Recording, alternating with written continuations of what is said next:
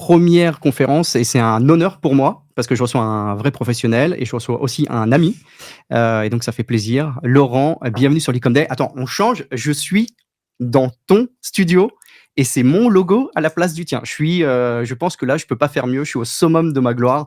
Je suis super content de te recevoir et d'invertir un petit peu les rôles. C'est cool. Merci Laurent. Est-ce que tu peux donc te présenter? J'imagine que tout le monde te connaît.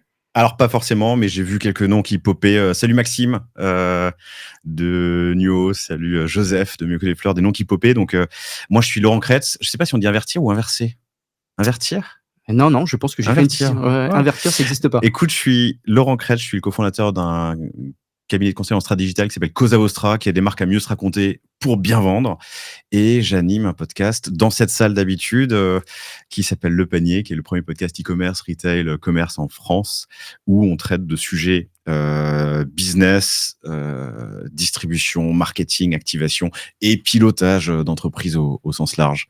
Et je t'avoue que ouais, c'est surprenant d'être de ce côté de la table, littéralement, sans casque et sans retour écran, mais ça devrait aller. Oui, je pense que tu es fait pour ça, donc il y a aucun problème.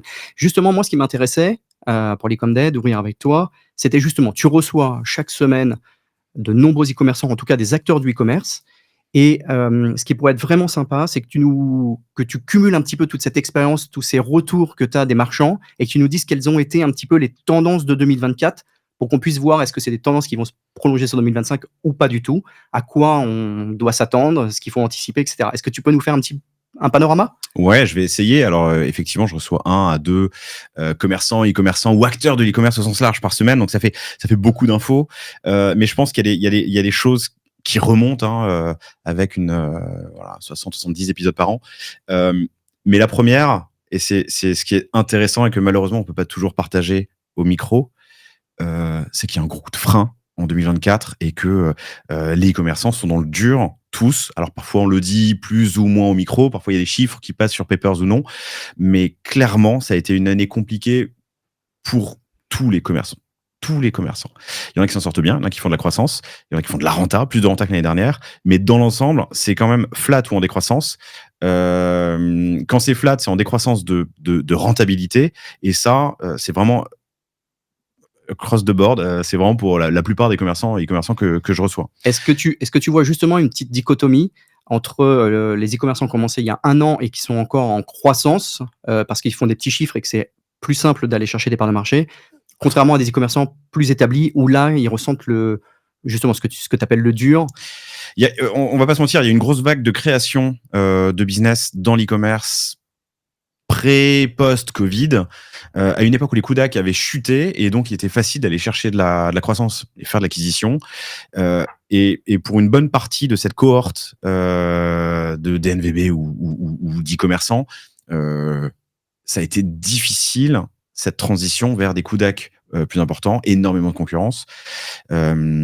Ensuite, non, j'ai des exemples de commerçants qui font beaucoup de chiffres et qui ont continué à faire de la croissance, d'autres qui sont plus petits et qui sont dans le dur. Je ne sais pas s'il y a une règle. En revanche, ce que je remarque, c'est que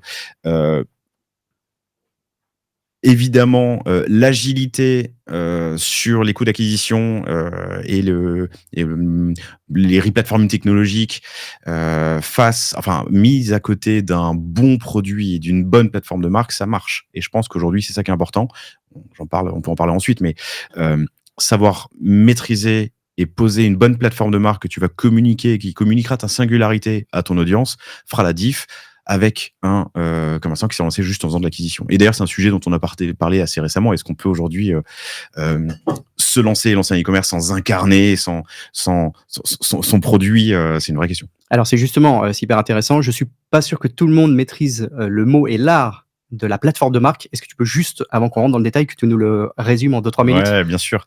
Il y a autant de définitions que de gens qui en écrivent. Souvent, dans les grandes agences, c'est des planeurs stratégiques qui font ça. Mais c'est très simple. La plateforme de marque, c'est qui tu es, à qui tu parles, quand est-ce que tu lui parles et comment tu lui parles. En fait, c'est les 5 W. Il y a des super vidéos de Simon Sinek sur le sujet que vous pouvez trouver sur YouTube. Mais la plateforme de marque, c'est vraiment qui tu es, quelle est ta mission, où tu vas, à quoi tu sers dans le monde. C'est assez important. C'est un des chevaux de bataille d'Anthony Bourbon. Il en parle souvent et il dit énormément de choses, mais ça, il le dit bien. Et c'est important, je pense, de le poser tôt, de savoir le challenger mais de le communiquer clairement. Et c'est ce qui pousse en fait votre singularité, qui vous êtes à votre audience. C'est marrant parce que sur, Twitter, il y a quelques jours, il y avait une question, on diverge un peu, mais ça reste hyper intéressant, c'est: est-ce que finalement trop incarné, en tant que personne, c'est pas un frein ou peut-être un frein dans le futur? Promis, après on enchaîne sur le reste du programme, mais, comme j'ai vu la question, je me suis dit: «C'est assez intéressant». C'est-à-dire qu'Anthony Bourbon, il incarne, est-ce que lors d'une levée, est-ce que lors d'une vente, ça peut pas être un problème? Est-ce que ça diminue pas un petit peu l'incarnation des salariés qui pourrait être une force aussi? C'est quoi ton avis là-dessus avant qu'on enchaîne sur le reste? On peut enchaîner on peut diverger, sur plein de sujets. Je me suis souvent posé la question et j'ai souvent posé la question à mes invités. Je pense que, incarner fort ta marque et savoir profiter de ton image, de qui tu es, et ben, ça aide. Clairement, ça aide à te rapprocher l'audience, en tout cas, de ton produit. Mais il y a des contre-exemples qui marchent très bien. Je crois que alors La Bonne Brosse, par exemple, elles ont, Pauline et Flore, pendant assez longtemps, pas vraiment un enfin, elles sont pas mises en avant, par rapport au produit. Ça marche très, très bien, ça cartonne. De l'autre côté, on a, Chantilly. Chantilly, c'est Chantilly biscuit. Est-ce que dissocier le produit de la personne, c'est facile? Bah, c'est pas évident, surtout dans le cadre d'une revente. Heu, honnêtement, je pense que si on aime se mettre en avant ou si on n'est pas contre, ça vaut le coup de le faire. Et je pense aussi qu'il faut bien mesurer les risques. Oui, c'est ça. Il y a pour l'instant, à ton avis, plus d'avantages à aller le faire et peut-être se poser la question à un moment Ouais, donné, t'as des ouais. duos qui s'en sortent très bien, tu vois? Respire, il y a d'un côté l'incarnation, de l'autre, de l'Obs, enfin et ça cartonne. Oui, c'est très clair. Écoute, merci pour cette définition. On se remet sur notre plan initial qui était les tendances 2024. Donc on a bien compris et je pense que ça, tout le monde le vit. Agence comme marchand, le marché est compliqué. Si on sort un petit peu de cette partie morose, quelles sont les choses positives ou en tout cas les technos qui émergent, enfin, ou qui ont émergé en 2024 en Alors tout cas? positif, honnêtement, je sais pas s'il y en a beaucoup parce que il y a pour moi, quand je me pose la question de qu'est-ce qui va se passer en 2025-26, j'ai plusieurs grandes choses qui arrivent. Il y a des choses qui continuent et des choses où vraiment ça accélère. Ce qui continue, à mon avis, c'est la morosité. Je pense que le marché français va pas, du jour au lendemain, heu, devenir porteur et dynamique. On aimerait tous que ce soit le cas. Soyons honnêtes, préparons-nous au pire. Et dans ce cas, avec ça dans le cadre, et ben, qu'est-ce que j'en fais? Je pense que l'un des premiers sujets, que je voudrais, en tout cas partager là et que je ressens à travers les discussions que j'ai avec tous les entrepreneurs que je reçois, il faut aller sur des marchés qui portent, des marchés porteurs. Il y a un marché porteur en ce moment, c'est les États-Unis. Donc, faut pas hésiter. C'est un marché énorme avec des coûts d'acquisition importants évidemment, mais surtout des paniers moyens qui sont 2 fois plus gros, 2 fois plus importants que les paniers qu'on peut connaître chez nous. C'est un énorme marché dans lequel il est difficile de percer, mais il est tellement gros qu'en fait, quelques pourcents font que quelques miettes de ce marché sont déjà bien plus importants que ce qu'on peut aller chercher ici. Donc, à mon avis, ce qui va continuer, c'est de bien penser son internationalisation et de bien envisager les US ou de mettre dans son mix internationalisation les US. Ça aurait été hyper intéressant qu'on ait un sujet d'ailleurs, à l'Ecom Day sur ça et comme on n'en a pas et que tu es devant moi, du coup, est-ce que tu aurais quelques conseils pour cette partie-là? Ouais, on l'aborde souvent sur le panier avec mes invités, mais l c'est pas si compliqué que ça. Il y a un coût, il y a un risque, il y a surtout un coût d'opportunité à pas le faire, je pense. Hem on peut le faire de manière très simple. Amazon US, ça se fait, très simplement. Il y a si vous savez pas le faire, il y a plein d'experts qui peuvent vous aider. L'idée, c'est que d'aller poser un stock et ou de la vente aux États-Unis, c'est vraiment vraiment très simple avec Amazon pour commencer. Si vous êtes pas forcément branché Amazon et je pense que c'est le cas de pas mal d'auditeurs ou en tout cas de commerçants, et ben, un, changer d'avis et deux, si vous changez pas d'avis, il y a des partenaires en 3PL qui peuvent aller poser un stock aux US, ouvrir une société aux États-Unis, c'est vraiment très simple. Enfin, ce qu'on fait avec Legal Start et les autres sociétés du même genre dont les noms m'échappent, ça existe depuis 20 ans aux États-Unis. Ouvrir une société, c'est en 24 heures. Il y a des frais d'avocat qui sont souvent un peu plus chers que ce qu'on peut imaginer en France, mais c'est vraiment pas si compliqué que ça d'aller poser sa marque aux États-Unis en digital, évidemment. Ensuite, si on veut y aller en physique, on a un enjeu de trouver l'agent, le distributeur qui va vous accompagner. Mais c'est pas que c'est compliqué que ça, dans un marché qui va être porteur. Alors attention, évidemment, on est un peu dans le flou sur les douanes, les frais de douane qui vont nous tomber dessus dans les jours qui viennent, si on en croit le rythme auquel va Trump sur le sujet. Mais voilà, c'est un marché porteur avec des gros paniers moyens. Ça va continuer de l'être, je pense, dans les quelques années qui viennent, donc ne pas négliger. Sachant en plus que la technologie, notamment l'IA, s'est largement démocratisée sur la partie traduction et ça devient vraiment moins cher de traduire un site web, même avec 10 000, 15 000 ou même 30 000 produits, ça coûte quoi? C'est peut-être 900 € par mois maintenant. Donc c'est vrai que c'est facile de le faire. Je crois que c'est Lisa de Jona qui, elle, s'appuie sur un réseau de distribution en premier lieu, physique, dans les autres pays et quand ça fonctionne et ben, c'est facile, Elle elle y se va. lance un peu plus. Ouais, donc tu as raison, que ça soit un réseau de distribution physique ou que ça soit Amazon, tester un marché, voir est-ce que ça prend ou non et finalement après, y aller un peu plus, fortement. Tu vois, on discutait récemment d'aller ou non en Allemagne pour un de mes invités. Je pense que le niveau de difficulté pour aller en Allemagne est aussi important que d'aller aux États-Unis. Peut-être un peu plus simple, mais pas beaucoup plus simple. Le potentiel est 10 fois plus important aux États-Unis. Donc, quitte à choisir ses chevaux et ses batailles, Ouais je et puis choisirais celle-ci, et quoi. puis je crois que surtout de tête, le taux de retour est aussi plus bas, aux États-Unis qu'il l'est en Allemagne où dans la culture, c'est vraiment le retour très, très facile. OK. Je pense qu'il y a un autre truc qui va continuer, c'est la tendance sociétale qu'on a sur le durable, le souci de l'environnement, mais aussi cette espèce de bicéphalité qu'on peut avoir où Temu et Chine n'ont jamais aussi bien marché dans une société qui clame haut et fort. D'ailleurs, j'ai vu une super news ce matin. On a l'année dernière, en 2024, pour la première fois, l'énergie renouvelable a dépassé l'énergie charbon en France, la production. Pas charbon, pardon, l'énergie fossile. Euh, c'est super. Donc, on a cette tendance de fond dans la société. Je pense qu'il faut l'intégrer dans son mix produit, dans les évolutions produits, même dans la plateforme de marque dont on parlait tout à l'heure. C'est important. C'est pas un élément de différenciation. C'est pas une value proposition forte, mais il faut que ce soit dans le mix. En revanche, il faut se souvenir qu'on a une société d'acheteurs qui peut tout aussi bien en parler pendant des heures de ces soucis environnementaux et ensuite aller faire des achats sur Chine ou Temu, quoi. Oui, c'est quand même on a l'impression que les classes se dispersent un peu avec, des gens qui ont de moins en moins d'argent et au contraire, à l'opposé, des gens qui en ont un peu plus et en fait, les gens qui pourraient être concernés par, par cette thématique, j'ai l'impression qu'elle disparaît ou en tout Mmh. cas, moi, j'entends beaucoup de gens qui commencent et puis au bout d'un moment, ça s'effiloche et puis ils arrêtent. C'est vrai que, c'est assez compliqué. Les gens ont envie d'avoir des produits un petit peu neufs, ça a du mal à rentrer, qu'il y a un vrai effort à faire du côté consommateur aussi. Mais je pense qu'on y vient. Je pense qu'on y vient. Donc, j'espère que le côté bicéphale, eh ben, il va devenir monocéphale, j'en sais rien, côté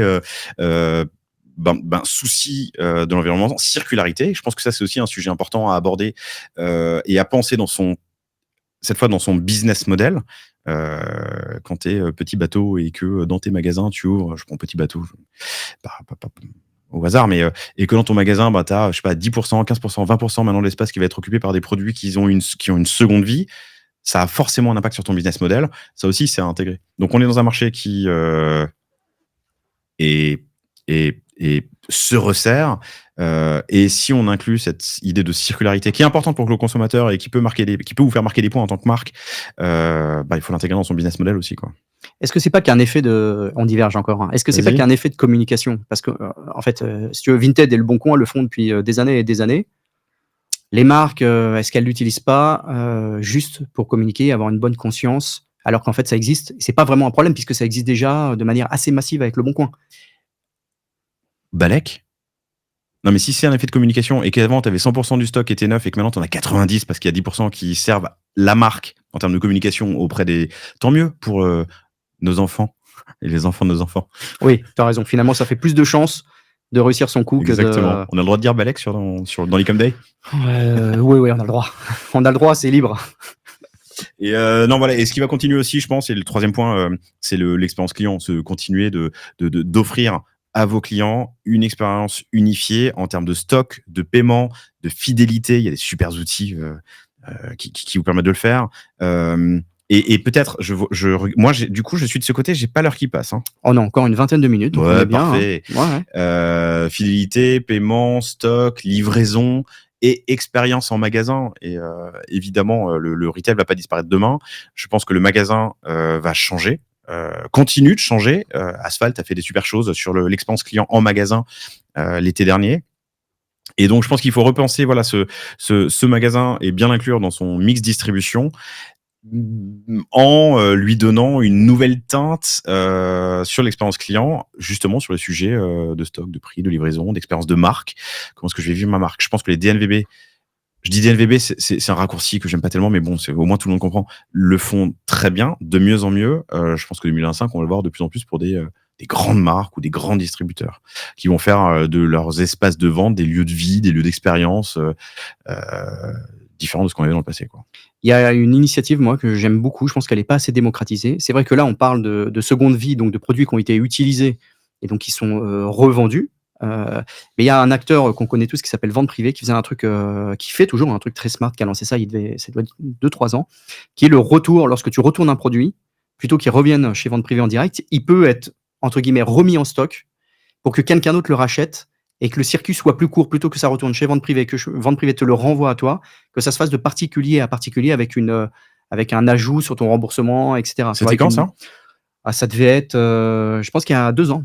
Ça existe toujours, hein, vous qui nous regardez, écoutez, dites-nous Ouais, sur le s'il y en a chat. qui l'utilisent dans le chat, peut-être Non, nous mais le je marquer, trouve mais ça intéressant. Putain, c'est bordélique en termes de logistique et de qualité, oui, oui, c'est sûr. de contrôle quali, je veux dire. Oui, oui, parce que là, tu récupères pas la marchandise, tu sais pas. Il y a beaucoup d'arnaques aussi dans l'e-commerce. Ouais. On peut pas passer outre, mais des fois, on a des clients qui renvoient à l'intérieur. Il manque une montre, il manque un bijou, il y a une brique, il y a un paquet de clopes, mais il y a pas le produit. Alors je dis le client, mais pas forcément. Ça peut être le transporteur ou autre. Donc c'est vrai que ça donne lieu à des complications. Mais l'initiative, je trouve, est plutôt bonne, parce que c'est vrai qu'on s'adresse souvent à la deuxième vie d'un produit, mais les taux de retour en France, bon, ça ne fait qu'exploser. On va s'aligner avec le reste du marché, je pense. Et donc du coup, c'est bien de traiter aussi le mal, là où il est sur cette partie-là. Sachant qu'il y a des initiatives, par contre, je sais pas, alors tu as peut-être un avis sur les colis réutilisables? Je trouvais ça super, intéressant, mais j'en ai jamais reçu moi. Reçu. Ouais, c'est, comment s'appelle la société? Ipli, je dis une bêtise? Que j'avais croisé. Bref, où je trouve ça hyper intéressant, réutilisable 50, 100 fois, 200 fois, et puis avant d'être jeté, je trouve ça intéressant. C'est peut-être pas la première bataille que j'aurais menée si je devais mener une bataille sur la circularité et l'environnement, mais en fait, chaque effort compte. Je trouve ça intéressant. Il faut éduquer l'utilisateur et tu en as jamais reçu. Le jour où tu en reçois un, il faut que ce soit écrit en gros dessus, vous pouvez envoyer ce colis, quoi. Enfin, vous pouvez Mais c'est utiliser ce ça, il faut colis. qu'il y ait le mode Et il faut avoir, d'emploi, et le poids de la conscience qui ouais, joue, et cetera. je pense plutôt, tu vois, à l'essor des points de collecte et des points de livraison de Vinted, d'Amazon, où tu as effectivement moins de transport, moins de colis potentiellement que tu peux poser, déposer. Euh, Tu vois, là-dessus aussi, il y a une super, ce sont des super initiatives qui vont dans le bon sens, je pense. Alors, est-ce que ça, c'est compatible avec le fait qu'il y ait, et en Chine et aux États-Unis, cette volonté d'être livré le plus rapidement possible? C'est-à-dire que ça, en France, on n'est pas encore à l'apogée de ce phénomène. Amazon est très fort, ils ont de très bons transporteurs, mais on n'est pas encore à l'apogée. En Chine, si tu es pas livré dans la journée ou le lendemain, les gens annulent leurs commandes. Aux États-Unis, on commence à y arriver, de plus en plus, et ça me semble complètement incompatible avec, ce que tu viens de raconter. C'est-à-dire des gens qui peut-être patientent pour être, avoir plusieurs colis qui arrivent ensemble dans des lockers ou des choses comme ça. Le regroupement aussi, ça me semble compliqué. Qu'est-ce que tu en penses? Est-ce que c'est pas antinomique avec Ben, ce que tu ça rejoint un peu espères? ce que je disais tout à l'heure sur le consommateur bicéphale qui veut du durable, mais va sur Shein. Là, je veux du durable, mais être livré dans l'heure, ça marche pas. Mais en vrai, c'est la tendance, c'est une tendance sociétale. Le consommateur est comme ça. Il a été mal éduqué par les Amazon et autres. Et tant mieux. Et en vrai, même moi, qui ai une petite conscience environnementale, je suis très heureux d'avoir mon produit le lendemain quand j'en commande un. Donc, je pense que c'est plutôt aux commerçants et à tous les acteurs de l'e-commerce de s'adapter à cette tendance-là en essayant de faire l'effort euh, sur la société, la circulation, l'environnement, la pollution. Je pense que c'est dans ce sens qu'on doit aller. Et c'est vrai que ces centres de collecte, de livraison, bah, c'est une bonne chose. Tu vois, tout le monde a un franc. Enfin, pardon. J'ai pas les stats et je me suis jamais posé la question, donc je vais pas faire de généralité, mais il y a des collectes Vinted dans les Franprix à Paris, il y en a peut-être ailleurs en France, j'en suis certain. C'est pratique, ça me dérange pas d'être. Je suis content d'être livré le lendemain, ça me dérange pas de faire 100 mètres pour aller le chercher. Oui, c'est ça. Le point relais reste, une super solution, un mix Exactement. entre les 2. Ouais, ouais. C'est quoi votre taux de retour, vous? Nous, on doit être à 15. Donc c'est pas 15%. énorme, mais c'est notre secteur qui veut que c'est pas énorme. Et puis en plus, c'est 15, mais sur une partie de produits très limitée. On a très peu de retours sur les montres.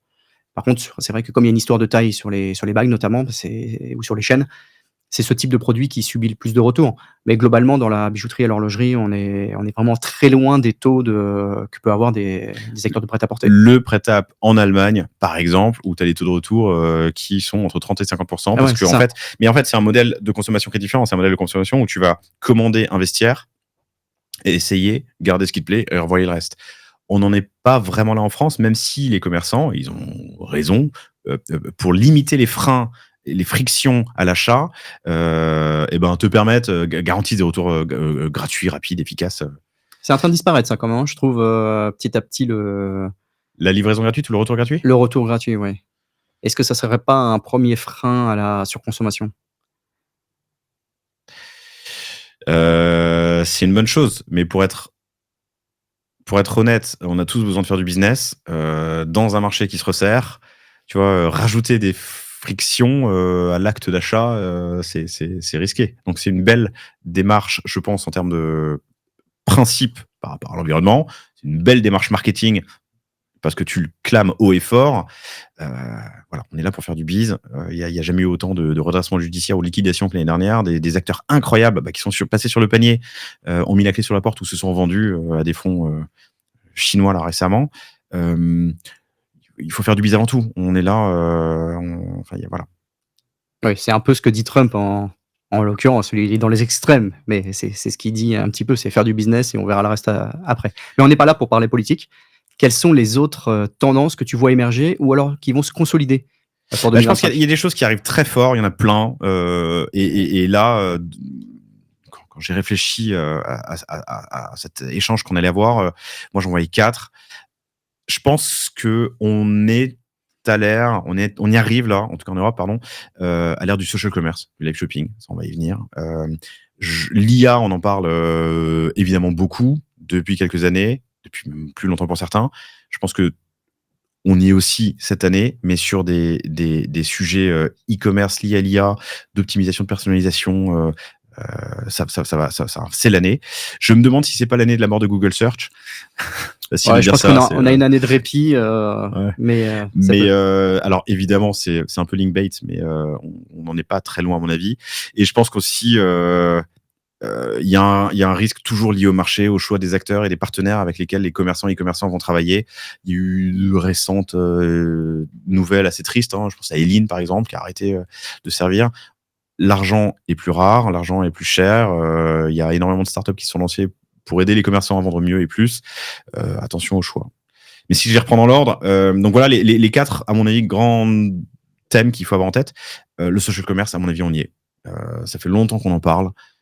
Tu vois les chiffres de TikTok aux États-Unis qui a dépassé, je crois, le milliard Ouais, c'est ça. mensuel de vente. Il y a des études qui disent qu'en 2026, on devrait passer les 100 milliards liés au social commerce, au live shopping aux États-Unis. En Chine, je vais pas dire de bêtises, mais je crois que cette année, c'était 300 milliards. Nous, on a Ouais, toujours c'est été un assez dingue, ouais. peu réfractaires en France. Et puis surtout, les solutions sont pas là. Enfin, tu vois, sur Insta, sur TikTok, elles viennent, elles repartent, elles viennent, elles repartent. Là, elles sont là. Je pense qu'on y est. Et je pense que en plus, la Gen Z achète. Je crois que c'est 54% de la Gen Z a déjà acheté sur TikTok ou Insta. On y est. Et je pense que c'est un virage à ne surtout pas manquer et sur lequel, alors c'est pas les premiers arrivés, les premiers servis, mais il faut aller occuper le terrain rapidement. Tu voulais rebondir, je crois. Non, non, je disais que la Chine, ils en sont à l'industrialisation du live shopping, alors que c'est vrai qu'en France, on a des solutions qui sont pas intégrées aux réseaux sociaux, mais qu'on pourrait tout à fait intégrer sur les sites. Mais j'ai l'impression que les marchands, et je me considère comme réfractaire, pas réfractaire, mais un espèce de frein parce que il faut se mettre à avoir une égérie ou avoir des égéries. Ça demande un petit peu de moyens techniques, il faut que s'organiser. Et c'est vrai que ça nous sort complètement du quotidien du marchand et de se dire là, il faut que j'aille vendre. Tu vois, avant, tu crées ta fiche, tu fais tes réseaux sociaux, tu fais tes campagnes ads, tu es confortable derrière ton ordinateur. Quand tu es marchand, c'est à peu près tu vois, sur ce qu'on des boutiques. Mais sinon, je résume un peu. C'est simple, en fait. C'est pas simple, hein, mais c'est caricatural. Là, il va falloir trouver des gens pour être filmés. Tu peux pas forcément faire toujours ça avec tes salariés. Ça demande un petit peu de moyens, quoi. Et il y a une super initiative. J'en avais parlé avec Maud Funaro du printemps, alors qu'il est plus, elle est partie ailleurs. Mais vous savez, oh purée, le doute. Les printemps ou les galeries? Non, le printemps a monté au 3e ou 4e étage un réel studio de captation audio, vidéo pour faire du live shopping, de la formation en interne et plein de choses. Ça a du mal à démarrer. Je pense pas non plus qu'on sera sur le modèle chinois où on a tous vu cette vidéo où il y a une vendeuse qui fait une démo produit par minute, littéralement. Elle jette le produit, elle prend le suivant. Ouais. Et je pense qu'on devant, n'est pas et à elle la fait, minute. Hein. On n'est pas à la minute. Elle ouais. montre, elle fait ça, elle le jette, elle en prend un autre, elle fait ça, elle fait Non, ça, mais elle cette le vidéo jette. est dingue. Et je sais plus les chiffres, donc je vais pas dire de conneries, mais je crois que c'est 1 million, 2 millions de ventes par produit, un truc comme ça. Mais c'est peut-être pas forcément notre modèle. Nous, en Europe, on adore les influenceurs, on en a plein. Tout le monde est influenceur aujourd'hui. Je pense que, tu vois, il y a un truc à trouver là. Et je sais pas comment les plateformes de stream, les Insta, les TikTok et autres vont axer peut-être la proposition de valeur et l'outil sur ce sujet-là. Mais je pense qu'on y vient. Et du coup, ça pose pas mal de questions intéressantes. Quel avenir du e-commerce? Est-ce qu'on aura toujours besoin d'un site dans 10 ans? Enfin, la question se pose. On en a parlé, toi et moi, récemment en off, mais et ça m'a fait gamberger. Oui, évidemment, on aura. Enfin, je pense qu'il faut multiplier les canaux. On aura toujours un site parce que ça coûte de moins en moins cher de faire un site e-com, mais je pense que ça représentera de moins en moins dans le mix district. Quoi. Ouais, c'est ça. C'est-à-dire que là, on voit quand même qu'il y a des gens qui découvrent des produits sur le site des marques, mais préfèrent l'acheter sur Amazon parce que ils sont Prime, parce que la livraison est mieux que celle de d'autres transporteurs, parce qu'ils peuvent se faire rembourser en 2 clics, parce que c'est simple. Aux États-Unis, c'est vrai qu'il y a une grosse concentration sur Amazon. Et si tu prends à l'opposé en Chine, quasiment 9 ventes sur 10, je crois, j'ai plus la stat exacte, je sais plus si c'est 8 ou si c'est 9, mais on est dans l'extrême, et sur une marketplace. C'est-à-dire qu'il n'y a pas de site émergent. C'est-à-dire qu'une marque française de luxe, qu'on pourrait ne pas citer ici, va ouvrir un site là-bas, il ne sera pas utilisé. Il faut qu'il soit sur les plateformes. Et il n'y a pas cette image de dire ah, c'est cheap d'aller sur la marketplace quand tu es une marque. Non, tu n'as pas le choix en Chine de le faire. Donc c'est vrai qu'on peut se poser cette question. Ouais. Et il y a eu aussi le lancement de Shopify Shop, l'app Shop de Shopify, qui dépasse les 100 millions de GMV, gross merchandise value par mois. On n'est pas loin du billion de TikTok, tu vois. Donc, au final, ton site te sert à quoi? La question se pose pour l'avenir. Oui, je pense que ça pourrait être un support. Et tiens, ça permettrait de rebondir sur une dernière question, puisqu'il nous reste 5 minutes. Mais son propre site, quelle que soit la taille, donc est quand même le véhicule un petit peu de ton image, de ce que tu disais, hein, de la plateforme de marque, ça reste quand même le premier pion de ta plateforme de marque. Mais tu peux aussi enclencher pour exister, et comme on a dit qu'on gagnait plus beaucoup d'argent quand on était e-commerçant, c'est dingue ça, enclencher des retail médias. Ça peut te servir à ça, avoir un site e-commerce. C'est-à-dire que si tu es assez gros, ouais. Et générer des revenus en plus. Est-ce que ça, c'est une tendance, selon toi, pour 2025, le retail média? C'est une tendance qui continue. On y est, ça avance. Il faut quand même du volume pour faire de l'argent. En revanche, aller faire de la pub ailleurs que sur Meta et Google, c'est pas une mauvaise chose. Et le retail média vous permet de faire ça avec du colisage, avec du... enfin voilà, il y a plein d'options. Mais je reviens juste un point en arrière. Tu dis que le site, on en aura toujours un parce qu'on a besoin de véhiculer sa plateforme de marque et ses valeurs. C'est pas si évident que ça. Hein. Il y a plein de marques que je connais que par Insta ou que par TikTok. Et c'est là aussi que ces marques arrivent à véhiculer ce qu'elles sont. Il reste 5 minutes. Il reste 5 minutes. C'est ça? Tout à fait. Exactement. Ben, j'essayais d'être discret en te le disant. Ouais, non, mais c'est raté. Mais du coup, là, pardon. Et ça rejoint un autre point que enfin, tu vois, la montée en puissance de l'IA sur la création de contenu. Et je pense qu'il y a de plus en plus. Je voyais une app là récemment qui s'appelle Fermat. J'ai pris en note. Ouais, Fermat. Fermat.app qui permet de faire presque en temps réel du détourage et de l'asset produit, comme des solutions comme Omi ou d'autres. Ben, en fait, véhiculer les valeurs de ta plateforme de marque sur les réseaux sociaux où on a déjà un peu d'information overload, mais que ça va continuer de manière presque automatisée en alliant des assets créés par IA et d'autres créés par l'humain. Je pense que c'est ce qui va se passer et ce qui va continuer de se passer et accélérer cette année. Il y a des marques françaises qui le font très bien et qui font du mix and match un peu de plein d'assets vidéo. Je pense à 900 Care. Si vous êtes déjà allé sur le site, vous avez forcément été retargeté par des pubs d'Emeric. Et ben, il n'y a pas de pub pareil, mais c'est toujours les mêmes éléments qui sont remis dans d'autres sens. Donc, énormément de création d'assets vidéo médias. On laisse l'algorithme faire le choix de ce qui marche, ce qui marche pas. Si on rajoute en plus des assets qui sont créés par l'IA, comme ça peut être le cas assez facilement, ben on arrive sur les réseaux sociaux, mais même sur son site, à faire de l'optimisation et de la personnalisation en temps réel des assets que je vais montrer à mes visiteurs. Il y a une news là qui est assez cool, c'est une news, c'est pas une news, ça fait quelques mois déjà, mais les variables RFM de Shopify sont maintenant accessibles en front. RFM, c'est en gros fréquence. J'ai en anglais, je l'ai plus. Bon, peu importe. C'est des variables qui permettent de classer ton acheteur dans des cohortes d'acheteurs en fonction de la fréquence, de la valeur. Et il m'en manque un. Voilà. Tu rajoutes à ça un peu d'IA sur la création, l'automatisation de création d'assets, éventuellement même de la tarification dynamique. On arrive à un truc qui est vraiment mortel, où, je sais pas, enfin, ça arrivera en 2025, certainement arriver en 2024, mais c'était à l'état de test. Mais un jour de pluie, on te met plutôt des assets avec, je sais pas, des parapluies, un prix potentiellement plus élevé, j'en sais rien. C'est le genre de choses qu'on va voir arriver de plus en plus souvent cette année. Très intéressant. Est-ce que tu as une dernière tendance qui te vient à l'esprit avant qu'on dise, qu'on passe à la conférence suivante? On parle de social commerce, on parle d'IA. Je pense que la tendance forte, c'est justement de voilà, savoir pousser ses assets sur les réseaux sociaux quand on fait de l'acquisition payante. Pour moi, la tendance forte, c'est la vidéo. Ça, c'est un truc qui continue, qui est là et qui continue et qui va continuer. Si je mets là-dedans, alors j'ai dit la mort de Google en mode provocateur. Google va pas mourir, mais on se pose sincèrement la question de savoir où est-ce qu'on va chercher un produit demain. Oui. Ce sera certainement pas dans Google. Du coup, il y aura pas de Google Shopping. Ce sera certainement soit dans une IA comme Perplexity Shopping ou voilà, ou sur les réseaux sociaux. Et donc le mix de tout ça, social commerce, IA, réseaux sociaux, et fait que je pense que voilà où il faut mettre l'accent. Moi, je suis un enfant de Google, on peut dire. Ben oui, tu toi le sais, qui es monsieur SEO. Tu m'as reçu il y a 2 ans, donc tu sais que Ouais. je suis Google dépendant. Mais à titre personnel, je n'utilise quasiment plus le moteur de recherche. C'est vrai que je varie entre ChatGPT ou Perplexity. Et c'est vrai que quand il y aura Perplexity Shop en France, ça risque de faire un beau carnage sur les nouvelles générations, en tout cas. On m'a dit exactement la même chose il y a quelques jours et je me suis dit, évidemment, j'ai réfléchi, je me suis dit, depuis une semaine, je n'ai pas utilisé Google. J'en étais certain.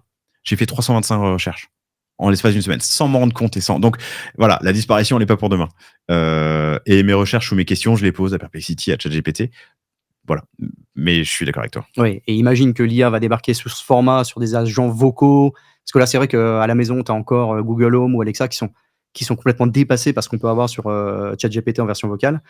Je pense que quand tout ça sera bien mix-matché, oui, on va pouvoir acheter assez facilement en utilisant l'IA complètement. Enfin, les moteurs IA, en tout cas. Est-ce que c'est le mot de la fin, Laurent? Oui, ça peut être le mot de la fin. En tout cas, 2025, pour moi, il y a des marchés porteurs, de l'IA, du social media et de la vidéo, et Amazon. Eh bien, écoute, super. Encore merci de nous prêter ce studio merci. pour cette journée et puis d'avoir ouvert. Je t'en prie. Très content.